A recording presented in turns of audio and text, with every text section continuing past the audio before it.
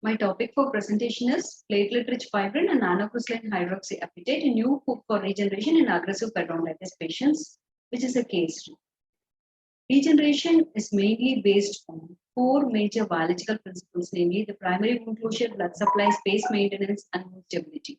Wound grafting is most successful when it occurs in a contained, well-vascularized environment, stressing the importance of primary closure and the promotion of angiogenesis.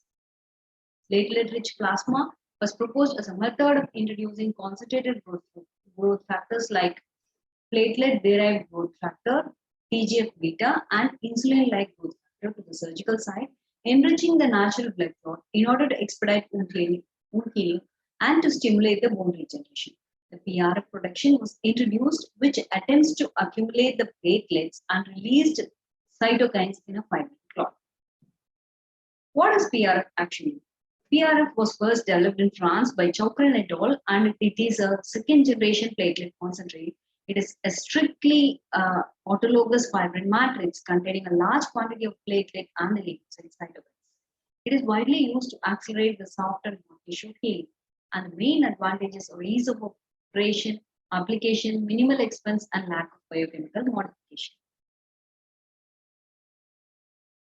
So the pre-RF preparation requires a table centrifuge and a collection kit, including a 24-gauge butterfly needle and a 9 ml blood collection tubes.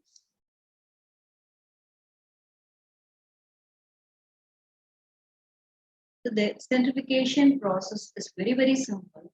The whole blood is drawn into the tubes without an anticoagulant and is immediately centrifuged to a 3000 rpm for 10 minutes.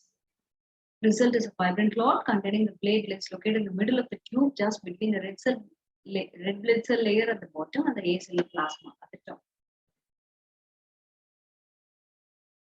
This clot is removed from the tube and attached RBCs are scraped off and discarded.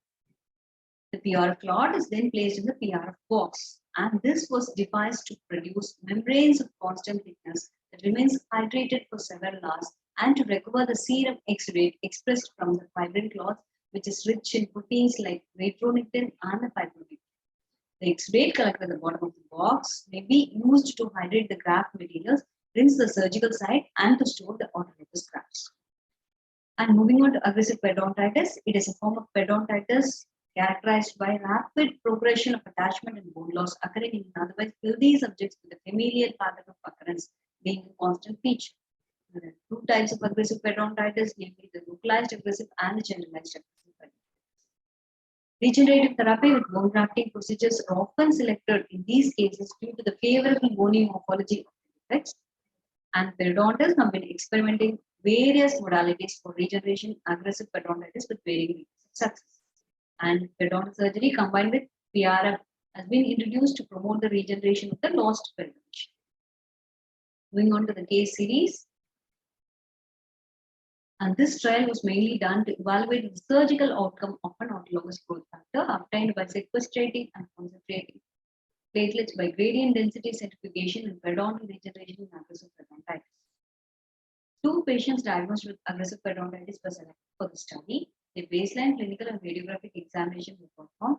Patients were treated by surgical periodontal therapy along with PRF and nanocrystalline hydroxyapatite. The post-surgical clinical and re-evaluation were carried out at regular intervals to assess the healing and radiographic changes.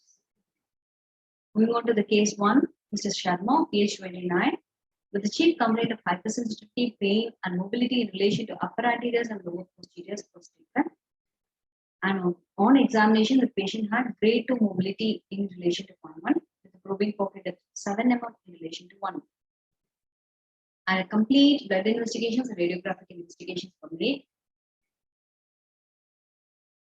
On seeing the orthopantograph of the patient, there was an angular defect in relation to the mesial surface of 1, and this site was taken for placing the PR. Pre-surgical procedures like splint root canal therapy and occlusal corrections were done for the patient. Clamp elevation and debridement was done in the anterior segment.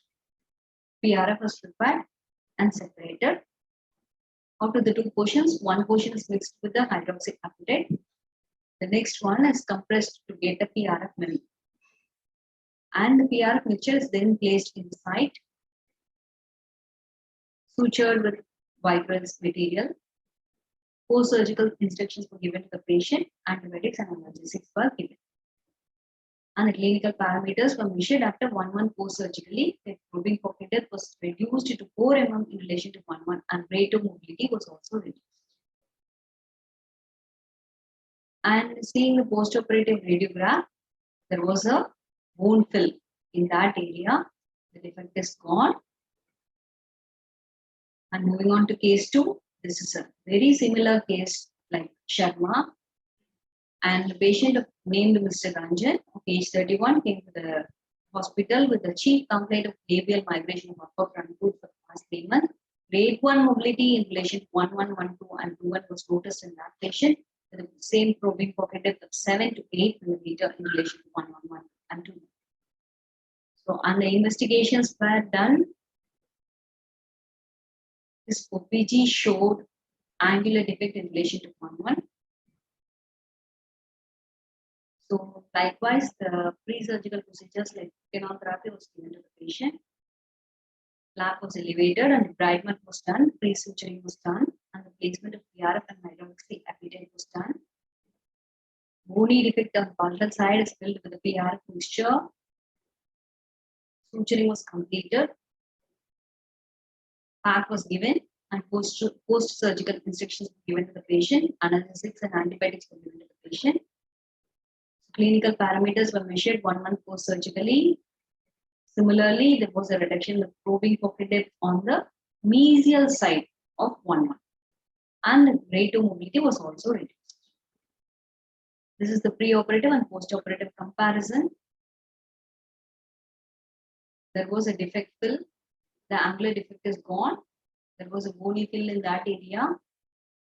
So finally, to conclude, surgical therapy accompanying the placement of PRF in combination with nanocrystalline hydroxyapatite in the angular defects of subjects showed a decreased probing pocket depth, gain in the attachment level, and radiographic bone fill as compared with the baseline. Surgical reconstructive therapy along with PRF and hydroxyapatite in angular defects of aggressive periodontitis patients can be an effective approach for periodontal regeneration. Thank you.